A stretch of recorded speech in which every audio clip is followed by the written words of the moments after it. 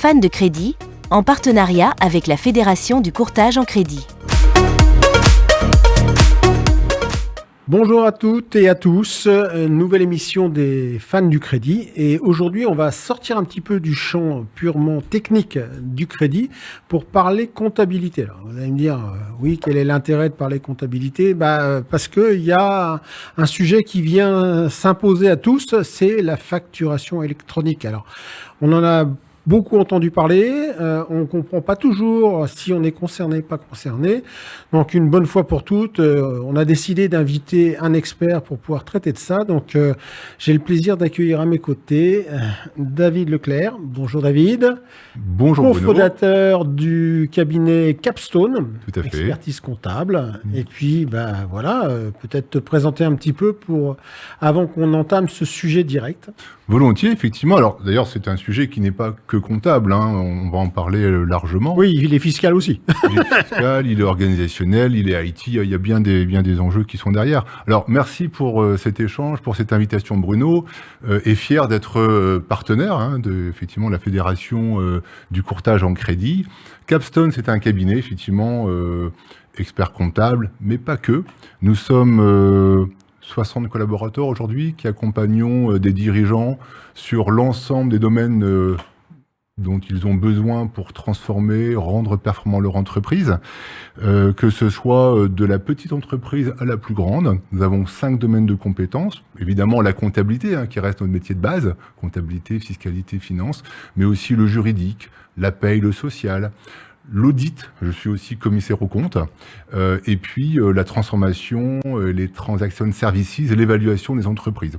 Alors ces collaborateurs adressent tout type d'entreprise, France, internationale, aussi un ancrage local fort, on y tient beaucoup, d'accompagner localement nos clients, et une ambition aussi, forte ambition, puisque aujourd'hui nous sommes 60, et pour avoir le niveau de profondeur dans nos offres, au regard des demandes qui sont faites par nos dirigeants, nous savons que nous irons chercher une taille plus critique, certainement 100-150 collaborateurs à horizon 3 ans. Voilà en quelques mots sur Capstone, marque récente qui est en pleine dynamique de développement. Voilà. Merci pour cette présentation rapide. Alors, le thème d'aujourd'hui, c'est la facturation électronique. Est-ce que, on en parle beaucoup, comme je le disais, ça recouvre quoi en réalité la facturation électronique ? Parce que comme tu le disais, ça va toucher à plein d'éléments transverses dans l'entreprise. Bien évidemment, le premier élément qui nous vient en tête, c'est la notion de comptabilité, fiscalité, mais pas que. Donc, le pas que, c'est quoi ? Alors, la facturation électronique, déjà, c'est une obligation pour les entreprises, une obligation de passer à un système de facturation dématérialisé. Donc quand je dis cela, déjà, c'est que l'envoi de PDF, comme on le voit aujourd'hui par mail, n'est pas une facture électronique. On parle d'autre chose. Cet envoi se fera via des plateformes, des PDP, on appelle ça. Alors le nom a changé récemment, maintenant on parle de PA, c'est cet été, ça change PDB... beaucoup. Alors, la PDP, c'est la plateforme de dématérialisation partenaire. Le PA, c'est la plateforme agréée. Donc ce sont des endroits, des lieux qui vont permettre l'échange de données entre des factures émises, des factures reçues, émetteurs, récepteurs, selon la nature des flux sur lequel on va revenir. C'est une obligation d'émission de facture, mais pas que. Il y a aussi des données qui vont devoir être échangées, sur lesquelles on va revenir. C'est un enjeu qui n'est pas simple. Alors pourquoi ? Parce qu'il y a 2 piliers dans la facture électronique. Le premier pilier, c'est le e-invoicing, donc facture électronique, qui va s'imposer pour les échanges des factures entre professionnels assujettis à la TVA en B2B domestique. Alors c'est important, désolé, il faut domestique, être précis, ça veut dire que ça ne sur le quitte territoire pas national. Voilà. Donc entre pros, facturation, sociétés partenaires assujettis à la TVA en B2B domestique. Ces factures, donc transmission, émission, réception via ces PDP, le tout sera consolidé par ce qu'on appelle le PPF, alors c'est le portail public de facturation, c'est la propriété de l'État, qui permettra de collecter l'information. Ça, c'est le premier volet. Il y en a 2. Le deuxième volet, c'est le e-reporting. Alors, le e-reporting, c'est quoi ? C'est de la transmission de données, toujours via ces PDP, vers le futur PPF, mais ce sont les données qui ne sont pas concernées par le e-invoicing. Donc souviens-toi, les cas que j'ai évoqués précédemment, donc là on parle de quoi? On parle des transactions via des non-assujettis à TVA, non-assujettis. On pense évidemment au B2C, Oui. avec un particulier, le particulier n'est pas assujetti à l'IFIA, donc il est exonéré de TVA. On parle aussi des transactions à l'international, donc B2B qui soit vers B2B, En export B2C ou à l'export. D'accord. Et donc cette fois-ci, il n'y a pas d'obligation d'avoir cette facture électronique. En revanche, il y aura un e-reporting qui sera à émettre. Alors, une précision importante, c'est pourquoi tout cela, hein, quand même, c'est le sens. Il faut savoir que ça fait à peu près de nombreuses années qu'on veut dématérialiser, simplifier la vie des entreprises. Hein. C'était quand même l'objectif de l'ensemble des gouvernements. Mais comme on le sait, simplifier, c'est compliqué. Et malheureusement... C'est une phrase qui est très à la mode. C'est très à la mode, je sais pourquoi je l'ai repris, je l'ai entendu là, très récemment, effectivement, dans une émission politique. Non, mais c'est compliqué et malheureusement, on a bien du mal à simplifier. Alors, l'enjeu, il est quand même réellement une simplification, quand même, puisqu'il y a un gain de productivité, il y a des organisations qui vont être améliorées, mais la finalité, quand même, qu'on soit clair, c'est de faciliter les contrôles fiscaux, hein, désolé de dire ça, les contrôles fiscaux sur les bases TVA. Pourquoi? Parce que le risque, c'est la fraude fiscale aujourd'hui, hein, que des partenaires ne déclarent pas, ne soumettent pas l'ensemble des transactions à la TVA, ils ne reversent pas une TVA, ou déduisent trop, bon, etc., etc. Et donc, c'est comment mettre sous contrôle les flux économiques des entreprises, des organisations. Et à ce titre, quand on indique que j'ai un e-invoicing pour certaines transactions et un e-reporting pour d'autres, ça veut dire que j'ai bien une base 100. Et donc, le fisc sera en mesure de cadrer l'ensemble des transactions et sera en mesure aussi de contrôler, voire de prédéfinir, de préformater les déclarations fiscales. Oui, parce que tu parlais de ça prévaut du contrôle fiscal ou quoi que ce soit, mais en fait, ça devient vraiment le début d'un contrôle fiscal. Il est contrôlé automatiquement par la machine, puisqu'il va ressortir les anomalies, etc. Tu as raison, d'ailleurs, il y a bien ça, puisque la conformité des factures sera sous contrôle de ce PDP qui pourra les rejeter. Donc ça crée vraiment des sujets organisationnels, de flux, c'est quoi le rejet d'une facture, comment les recycler, etc. Tout cela, c'est très intellectuel, parce que tous ces schémas restent à construire. Et donc, juste pour terminer, donc j'ai dit e-invoicing. Oui, il y avait un troisième mot. Alors, il est complémentaire. E-invoicing, e-reporting, et en plus de tout cela, et ça s'appelle aussi du e-reporting, des données de paiement qui seront transmises. Pourquoi? Parce qu'en TVA, il y a deux TVA. Il y a une TVA sur les débits, une TVA sur les encaissements. Quand on est sur selon les factures, selon les prestations de services, on va être sur une TVA sur les encaissements, alors qu'une livraison de biens, on est fait sur les débits. Qui dit encaissement, c'est que pour contrôler que ma TVA collectée est juste, il faut que j'ai la date effective de paiement. Donc il va falloir en plus transmettre via ce portail les données de paiement pour que le fisc puisse vérifier que lorsque je suis en TVA sur les encaissements ou sur les débits, selon l'activité, que je déclare bien ma TVA. Donc l'enjeu est là. Le sujet est certain parce qu'effectivement, l'enjeu est fort. Voilà. Le risque est là, il va falloir s'y préparer, on va y revenir après, évidemment, Bruno. Oui, parce que, alors, moi j'avais un peu suivi ça lorsque j'étais encore en phase active et opérationnelle du marché, mais il y a un calendrier là-dessus. Donc, c'est quoi le jalon? On ne fait pas passer tout le monde d'un seul coup en marche. Premièrement, parce qu'il y a un vrai risque de saturation et de bugs. Et la deuxième chose, c'est qu'il y a des obligations, contraintes aux entreprises et tout le monde n'est pas égalitaire en fonction de sa taille par rapport à ça. Oui, c'est cela. Alors, il y a deux dates importantes. Voilà. C'est au plus tard, au 1er septembre 26, pour toutes les entreprises qui ont dit grandes ou les ETI, c'est-à-dire qu'en gros, qui dépassent 250 salariés. Précisément, je dis en gros, mais plus de 250 salariés. Mais attention, donc si j'ai plus, de toute façon, j'y suis. Mais si je suis à moins, dans ce cas-là, il y a un deuxième seuil qui entre en jeu, c'est toujours un peu compliqué. Donc si je suis à moins de 250 salariés, mais que j'ai un chiffre d'affaires de plus de 50 millions d'euros, ou un total bilan de plus de 43 millions d'euros, je suis aussi une ETI, et donc je passe au 1er septembre 26. Ça veut dire quoi, je passe? Ça veut dire que je serai dans l'obligation de respecter cette conformité fiscale, et donc d'émettre l'ensemble de mes factures en invoicing ou en e-reporting, selon les cas que j'ai exposés précédemment. Mais ça veut dire quoi aussi? Ça veut dire que l'ensemble des entreprises qui sont en face de ces partenaires économiques, dès le 1er septembre 2026, devront être en capacité de les recevoir. Bien sûr. Parce qu'il y a émetteur et récepteur. Donc ça, c'est une première chose. Le calendrier, donc 1er septembre 26, et pour celles qui ne seront pas en émission au 1er septembre 26, elles le seront au plus tard, au 1er septembre 2027. Voilà les deux grands jalons, sachant que le e-reporting, souviens-toi, e-invoicing, ça va, tu commences à te familiariser. Oui, Et je suis. e-reporting, c'est pas voilà. Le calendrier du e-reporting est le même. Voilà, il est calé sur les deux. Par contre, complexité, Ah oui. et là je tiens à le préciser, c'est que c'est la fréquence de transmission du reporting. Pour les entreprises qui seront en régime réel, normal, de TVA, mensuel, ce qui établit une CA3 tous les mois. Alors là, c'est quelque chose d'assez organisé. Hein. Il va falloir transmettre ce reporting par décade. Ça veut dire que par tranche de 10 jours, donc du 1er au 10 du mois, il faudra au plus tard le 20 du mois transmettre les transactions des 10 premiers jours. Pour l'instant, il n'y a personne qui fait ça, hein, qu'on soit clair. Non, on imagine déjà l'organisation derrière à mettre en place, les experts comptables. C'est surtout qu'il faut traiter au fil de l'eau, alors qu'on a des entreprises qui font parfois des groupires au niveau des facturations. C'est juste, alors qu'ils font des groupires.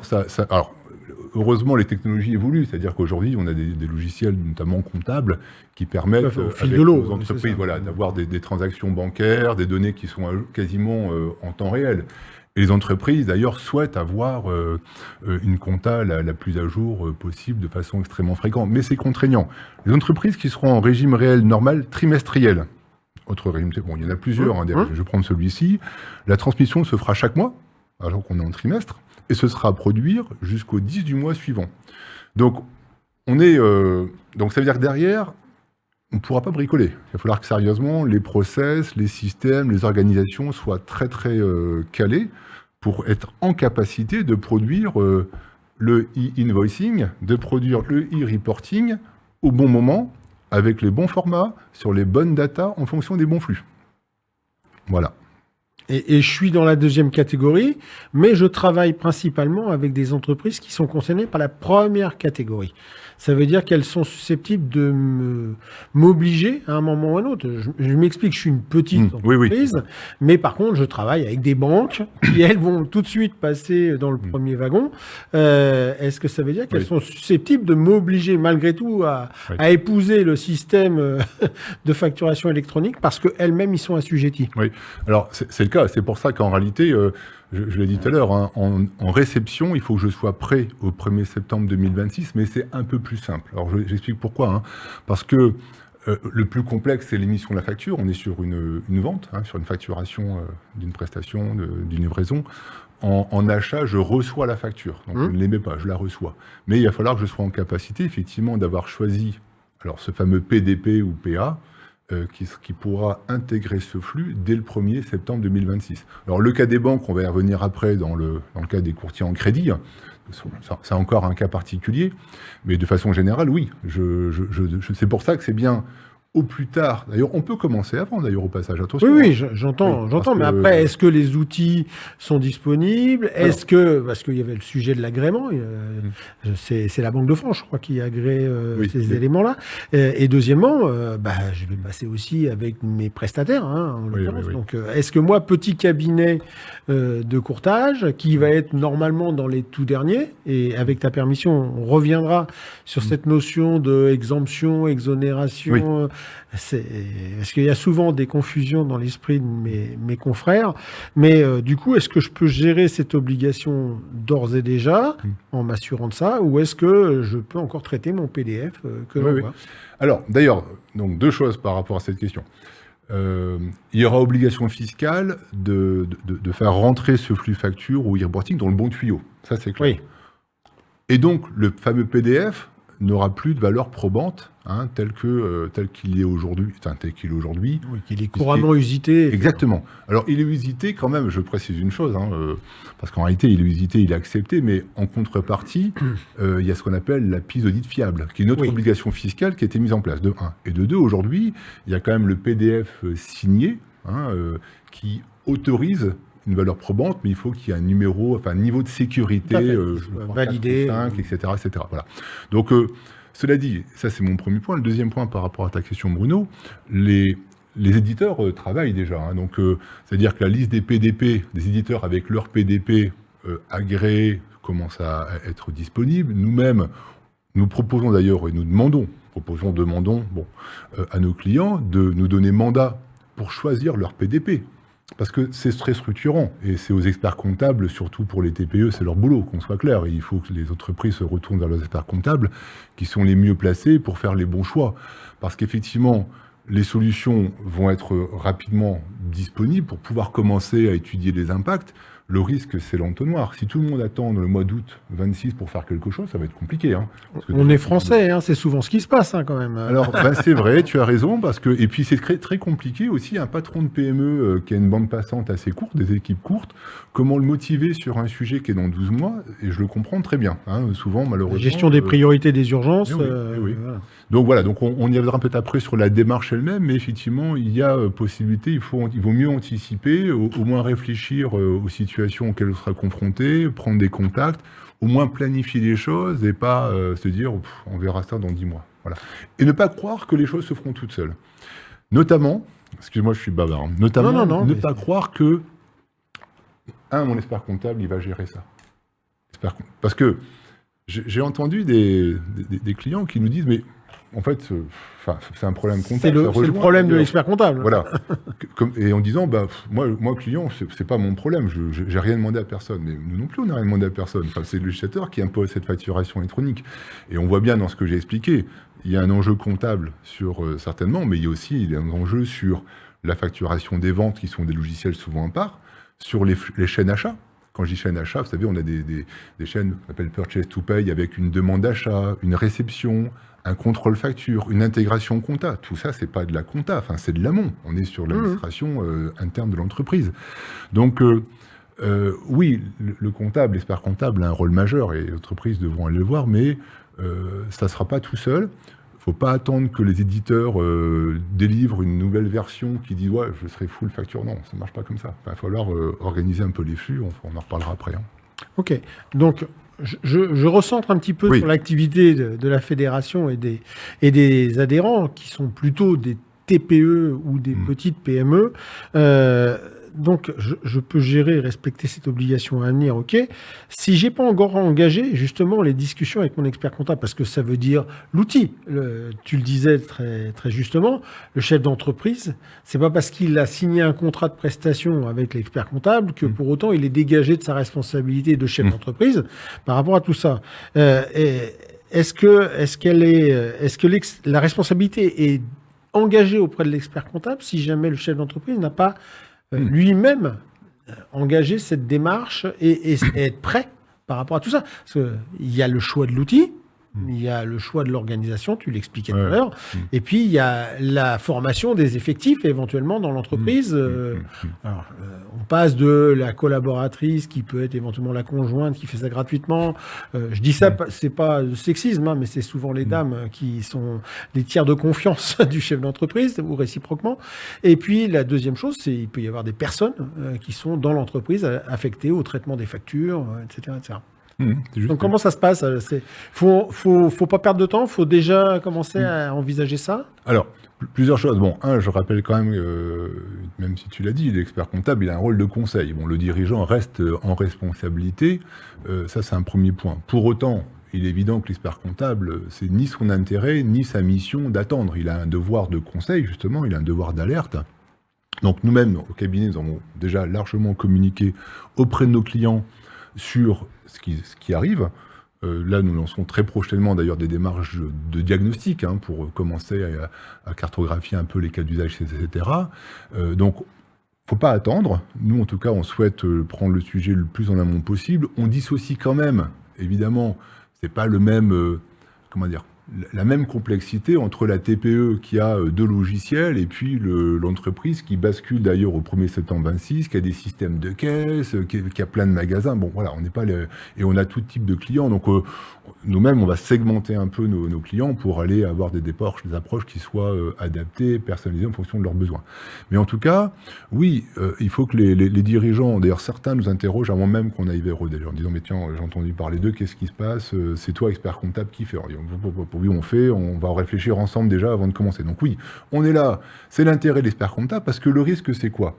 Le risque, c'est que l'entreprise qui ne s'appuie pas sur son expert comptable, et on est bien d'accord, les TPE, on a un expert comptable inévitablement, le risque, c'est qu'elle fasse des choix qui ne soient pas les bons. Je prends un exemple très concret. Il faut choisir sur un flux un PDP, c'est-à-dire qu'on ne peut pas dire je vais d'un côté, je ne vais pas prendre deux PDP différents sur un flux. La problématique est quoi? Imaginons qu'une entreprise qui a un système de facturation, l'entreprise elle-même choisit, tiens, moi je prends ce BTP-là. Le logiciel, nous, on ne le connaît même pas, parce que vous savez qu'on est expert comptable, encore une fois, donc on ne gère pas forcément la facturation du client. Il peut avoir des logiciels, peu importe les noms, qu'il a pris sur étagère, qu'il a acheté, etc. Et donc il se dit, bah tiens, moi je prends ce PDP. Très bien. Ok, sauf qu'il va falloir que le PDP communique avec, je l'ai dit, les autres PDP, la PPF, etc. Or, on est sur une TVA sur les encaissements.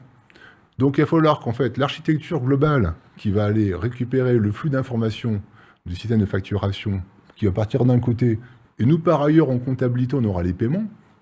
Enfin, il va falloir qu'on organise un petit peu ça. Donc, ce serait très gênant pour nous, d'ailleurs. On ne peut pas attendre que nos clients fassent des choix sans nous en parler. Parce que le risque serait effectivement qu'ils fassent les mauvais choix et qu'ils partent sur des solutions qu'on ne maîtrise pas, on ne sait pas l'architecture, on ne sait pas comment ils vont communiquer avec les autres PDP, etc. Donc on a tous intérêt, voilà, c'est ça finalement, à se parler très vite, organiser les choses, anticiper. Quitte à prendre un peu de délai pour pouvoir la mise en œuvre, mais au moins d'avoir évoqué et structuré le pas d'affolement, attention évidemment, mais il faut se préparer tranquillement, il faut prendre les choses, et c'est bien d'en parler maintenant, Bruno d'ailleurs, et je t'en remercie, parce que au moins c'est anticipé, on est un an avant, c'est le bon timing. Ça vient très vite, hein. On sait bien que le temps passe à une vitesse dingue. Alors, si je reprends un peu le sujet, ils doivent aborder le passage à facture électronique. Comme je le disais tout à l'heure, je voudrais bien qu'on torde le cou, alors c'est plutôt moi qui vais le faire, mais tout couvert, on va tordre le cou un petit peu à des préjugés là-dessus. J'entends encore des gens me dire oui, mais moi je suis courtier en crédit, donc mes honoraires et la commission bancaire sont pas assujettis à la TVA, etc. Je rappelle ici que ça n'est pas notre activité. Donc le code NAF qui nous référence, qui va déterminer si on est assujetti ou pas assujetti. C'est la nature de l'activité. Ce qui veut dire qu'aujourd'hui, un courtier en crédit qui fait des prestations de conseil indépendant, par exemple, qui est arrivé depuis 2016 dans la capacité du courtier, qui reçoit des commissions d'indication de l'affaire de la part d'un agent immobilier ou quoi que ce soit, qui par nature est assujetti à TVA, etc. Aujourd'hui, il est potentiellement dans l'assujettissement TVA, quand bien même il ne fait pas de déclaration directe, il est dans cet assujettissement-là. Et puis en deuxième lieu, on verra aussi le cas très spécifique du régime micro-entreprise ou micro-social, qui fait que même si je suis à un moment avec une facture de TVA, j'échappe parce que je bénéficie d'un abattement, d'un seuil d'activité. Corrige-moi si je me trompe, on était à 35 000, on était en discussion, ça devait repasser à 20 000 ou 25 000, ça a été abandonné. Enfin bon, pour l'instant, on est sur ces régimes un peu comme l'auto-entreprise, puisque c'est l'État qui est là. Donc, ces personnes-là, elles seront concernées, elles ne seront pas concernées, on fait comment ? Alors, oui, c'est bien de rappeler le cadre fiscal de l'intermédiation bancaire, c'est ça finalement, puisque l'article 261C du Code général des impôts, effectivement, met hors d'application, hors de champ d'application de la TVA, l'activité d'intermédiation. Hors champ d'application. Ce qui ne veut pas dire que le courtier pris dans son ensemble n'est pas un assujetti à la TVA. C'est deux choses différentes. Voilà, ça c'est une chose. Et d'ailleurs, effectivement, comme tu l'as rappelé, lorsque le courtier facture des prestations de services qui ne sont pas de la commission d'intermédiation, ces prestations de services, elles rentrent dans le champ d'application de la TVA. Et donc, le courtier, d'ailleurs, mais c'est pas un sujet facture électronique, déjà. Non. Voilà, il devrait déjà... Non, mais c'est l'impact sur la respecter, facturation électronique qui va être intéressant. Voilà, il devrait déjà, effectivement, dissocier ces flux, savoir ceux qui sont hors champ d'application, ceux qui sont en champ d'application, ce qui pose des questions, d'ailleurs, aussi certainement de déduction de TVA, puisque qui dit... règles de rapport, etc. Donc ça, c'est un sujet fiscal qui n'est pas nouveau, d'ailleurs, effectivement, mais qui va... alors, qui est important parce que effectivement, il ne faut surtout pas que les courtiers en crédit pensent qu'ils ne sont pas concernés. Enfin, je crois que c'est un peu la question qui peut être posée, d'accord. Donc, alors, pour aller un peu plus loin, effectivement, finalement, l'impact, à mon sens, j'ai essayé de réfléchir quels sont les cas d'usage, parce qu'il faut raisonner en cas d'usage, il faut se poser les questions au cas par cas. Je vois quatre réalités possibles demain pour un courtier, et voyons finalement dans quel cas il rentre. C'est un peu la question qu'on peut se poser. Je suis en e-invoicing, je suis en e-reporting. Voilà. Alors le premier cas, ce sont les honoraires, selon moi, qui sont liés à un mandat avec un particulier. Okay, donc là, on est en B2C. Sachant que le particulier, lui, n'est pas assujetti à la TVA. Okay, donc par conséquent, la facture électronique n'est pas applicable, ne devra pas être émise, mais nous serons en e-reporting. C'est ça. Okay, voilà. Donc, premier cas, honoraire, un mandat avec un particulier en B2C, pas de e-invoicing, mais e-reporting. Si pour autant le courtier souhaite continuer, je dis bien continuer parce qu'on lui demande à émettre une facture, il peut émettre une facture, voilà. Mais ce ne sera pas la facture qui... Enfin, le vrai flux, voilà, le vrai flux qui partira... Le vrai canal, ça sera pas... Voilà, il sera le bon canal, on sera en e-reporting, il faudra le traiter autrement. Deuxième cas, ce sont les honoraires qui seraient liés à un mandat avec une entreprise, donc on est en B2B, cette fois-ci, ok, pour être, on va dire, domestique, pour commencer. Et quand bien même, c'est là que c'est important, quand bien même l'activité serait exonérée, il n'empêche que, selon vous, le courtier reste un assujetti à TVA. Donc, un honoraire lié à un mandat avec une entreprise en B2B, eh bien, je suis en e-invoicing. Je devrais émettre une facture. Oui, ça veut dire que, à cela. Priori, alors parce que le Code monétaire et financier ne prévoit pas d'exempter, de re-rentrer dans ces textes la facture d'une prestation d'intermédiation sur du financement professionnel. Par contre, si le professionnel, lui, affecte cette facture d'honoraires avec une TVA, il va manquer dans le tableau de concordance, il va manquer quelque chose au niveau du fisc. Je ne peux pas avoir quelqu'un qui la déduit et personne qui la paye. Oui. Et alors c'est clair que du coup, on voit bien tout de suite que il va falloir déjà nettoyer ou comment dire... actualiser. Assainir la façon dont les courtiers fonctionnent, vérifier déjà qu'ils sont alignés avec les règles fiscales, et ensuite réappliquer les bons process, ce e-invoicing, ce e-reporting, selon les cas d'usage. C'est un vrai travail à faire, c'est un vrai travail. Alors, la complexité, encore une fois, en soi, rien n'est compliqué. C'est une question d'anticipation. Il faut prendre le temps de se poser, faire un petit schéma, une cartographie, dire c'est quoi mes cas d'usage. Alors, j'ai vu deux cas. On a dit, souvenez-vous, je viens de dire honoraire lié à un mandat avec un particulier en B2C, celui en entreprise en B2B. Il y a le troisième cas, ce sont les... qu'on voit encore dans les courtiers en crédit, ce sont les commissions d'apport d'affaires, qui cette fois-ci donc sont reversées directement par les banques aux courtiers à travers des bordereaux, historiquement. Oui. Il peut y avoir ou pas d'ailleurs, à la demande des banques, une facture émise par le courtier. Là, sur ce point, objectivement, j'ai moins de visibilité. La jurisprudence, excuse-moi de t'interrompre, mais la jurisprudence a été relativement claire il y a quelques années où effectivement ce sujet-là faisait débat. Et effectivement, la jurisprudence fiscale décide que le bordereau de commission d'apport d'affaires, dès lors qu'elle a été intermédiaire, est une commission qui rentre dans l'exemption de TVA.